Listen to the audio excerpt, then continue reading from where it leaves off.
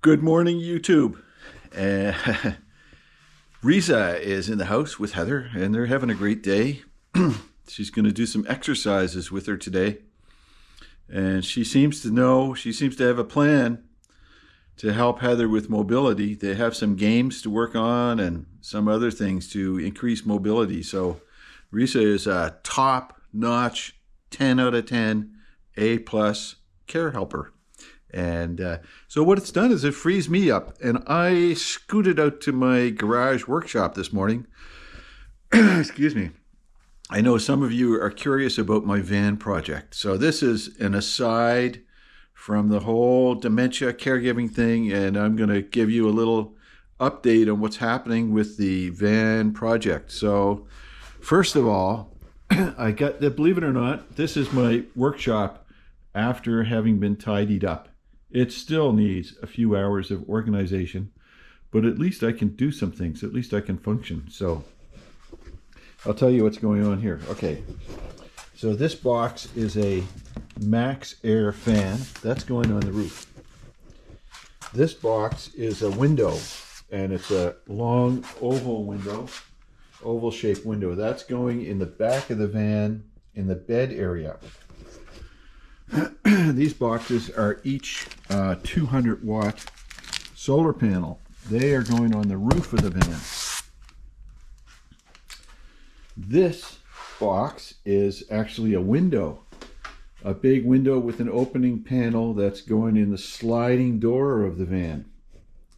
And out in the van, I actually have steel rails that'll go on the roof of the van to mount these solar panels and other stuff. Okay, over here I have running boards. Nice, beautiful matte black running boards to install. 2 of them. And that'll be terrific. What else do we have here? Okay, I've got self-leveling sealant. 2 tubes of that. That's for installing my fan on the roof, Max Air fan. Got some foam board adhesive. I don't really need that anymore. I have rust spray. Anytime I'm under the van, I take this rust spray and I spray anything that looks like it's dry. So the goal is to have the whole underside of the van covered with rust spray, because there is a bit of rust there, but nothing too serious. I have a spray adhesive to start gluing the Havelock wool insulation to the ceiling and the walls. I use Tremclad rust paint. Anytime I cut into the metal, I'll dab a little bit of rust paint on the rough edges, because you don't want rust. Here are my Bosch jigsaw blades for cutting out window holes, and of course drill bits. Okay, this is what's called a riv nut set, and it sets nuts, and so that you can screw bolts into the nuts using rivets. So this goes through a metal panel, and then using this tool you squeeze the handles and it compresses this brass ferrule until it squeezes and holds tight on the metal, and then you can screw a bolt in. So that's going to be used throughout the build. Anytime I attach anything to metal, I will use this riv nut set. And I had never heard of a riv nut set before I did this van build. Okay, here's a profile scribing gauge, and that'll be good for, cabinets and so on. Little things, but they're important things to have. Okay, so that's this bench. Over here is just really nothing. Well, I have some miscellaneous bolts and washers. These are going to be used to replace these guys to hold the factory floor down in place. I thought I would bolt it, so I had to get longer bolts and washers, and then there's plastic cups that sit in 3-inch holes, and that'll fasten that down. So here's some more parts. Here's the solar connector. This goes on the roof of the van, and the cables, which are here from the solar panels, go through there, and then I have extension cables there with a fuse. So this is for my solar panel. I think. Yeah, it is. Solar panel extender. I have thread locker to use with, geez, there was some part that needed thread locker, and I'll use that. Here's an external port, outside port for power. So I can, it's not a 30 amp, it's just a regular, well, probably 20 amp, 15 amp.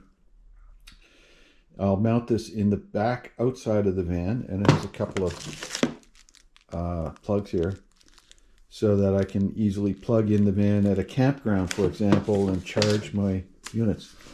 This is a Bluetti DC to DC charger. This is so I can do alternator charging from the engine to my Bluetti AC 200 Max power pack.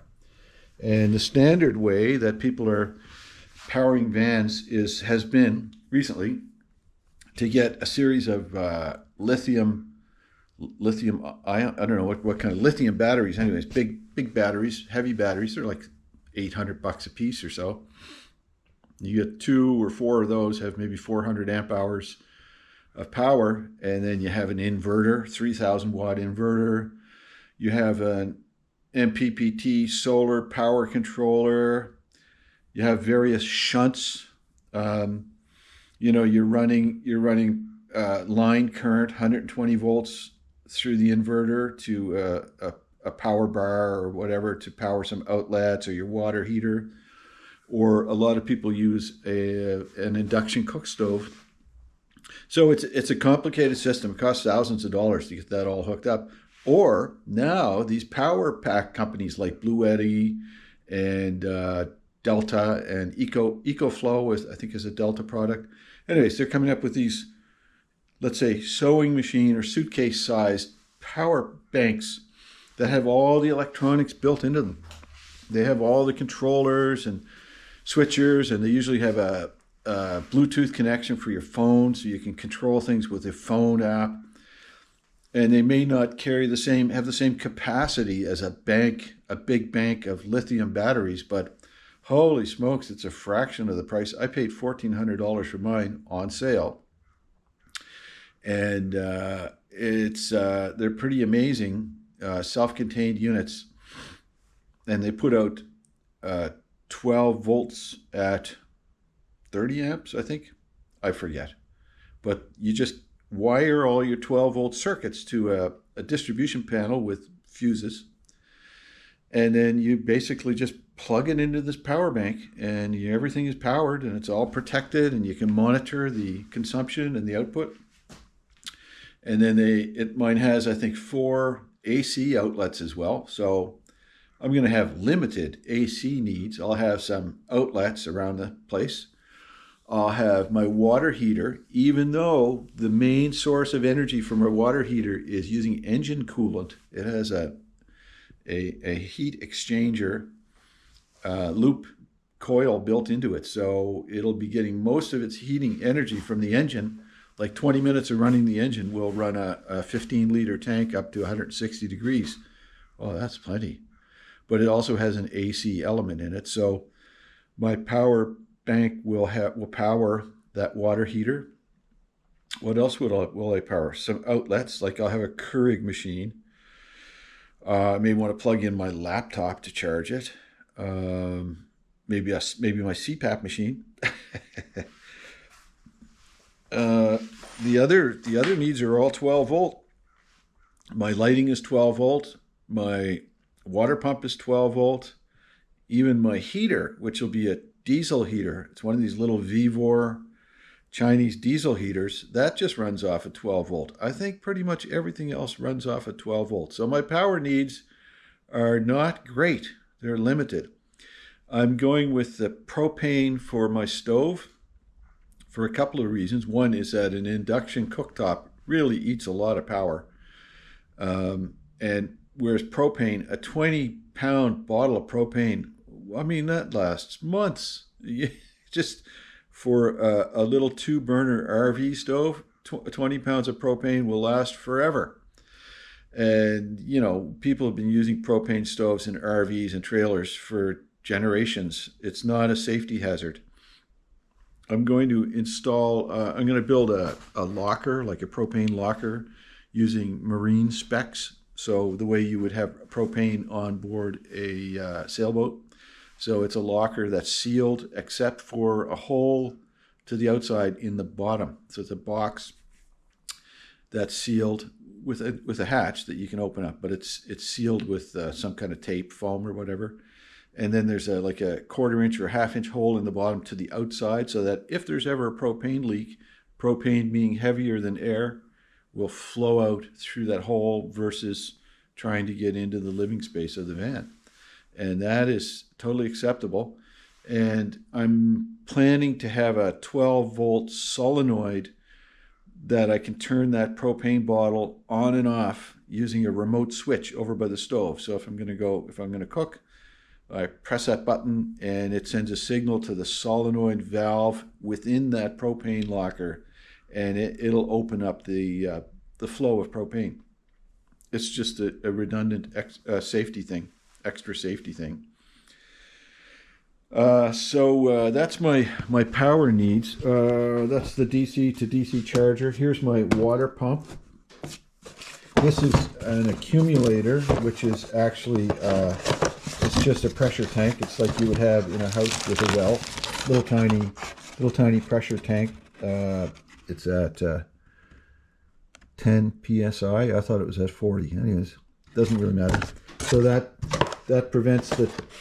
avoids the pump coming on and off all the time. It means it can build up some pressure in the system and run for a while. This is just some weather stripping, a rain gutter thing that I'll put over the sliding door.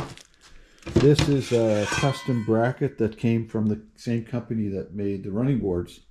And this is for the Chinese diesel heater. So it's got the air intake and exhaust. And this, it's 3 inches long, I think. And this will bolt to the floor. I'll cut whatever that size that is. That's more than 3. That's 4 or 5 inches. I'll cut a hole in the floor and put this through, and that'll be my diesel heater air intake and exhaust through the floor of the van. And what else do we have? Here are some of the rib nuts that I talked about. I've never used these, but they look pretty amazing. This is 14 gauge speaker wire, 200 feet. So this is going to be my 12-volt wiring, and I got it. I got it with this white sheath insulation. It looks nice and tidy, and I think an important thing to do is to label all of these circuits, label all the ends of these wires as they go to keep it straight. So, I mean, I have more stuff in the van, not much, a few things. I'm not going out there right now. But I thought, so many people are following my story here, and I get so many positive comments about this van build. And I vowed I would not start a separate channel, and I would not, pollute this channel or fill this channel with van building videos. And that's still my plan.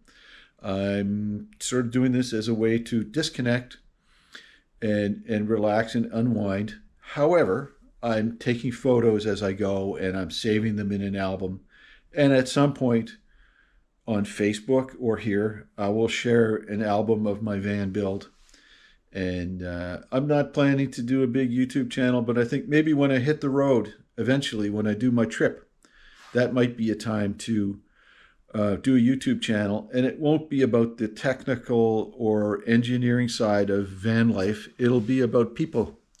I think it'll be a channel where I have a chance to talk to people, and a channel of discovery and sharing people's stories as I go. And maybe I'm not sure how it's going to work out, but I picture leaving Nova Scotia and heading south down the eastern seaboard of the U.S., and then maybe sort of zigzagging through the Midwest, the southern part of the U.S., and and then around California and the Rockies and Colorado. I know people are I've gotten messages from some of you to come visit. Anyways, this is just a general sense, general thing. I have a sister who has a house in Baja. Maybe I would end up there visiting in the winter. I have no idea. But that's a lot of ground to cover, a lot of territory. There are a lot of beautiful and amazing places to see, a lot of historic sites, archaeological sites, which fascinates me, and a lot of natural beauty. And along the way, I'm sure I'm going to run into so many wonderful people. I know it. And so I'm thinking maybe that's what I'll do, is I'll just start sharing. I'll share stories about people and places as I go, a travel log. And hey, I've already got a captive audience here, right? You guys. So anyways, this is all just having Risa in the house, having care help, having my system set up allows me to cast my thoughts towards things like this workshop, and to, dream a little bit about what the future might hold, with a bit of optimism and positivity, even while I recognize there's going to be a heartbreak and I'm going to lose my honey. I know it. I know it's coming. I've already sort of said goodbye to a lot of that, as hard as it is. But this is healthy. This is anticipatory healing. It's good for me. And if I'm in good shape, Heather's in good shape, everything will work out. So thanks for coming along on this little ramble. And I hope everybody has a great day. And hang in there. Thanks for being supportive. Bye-bye.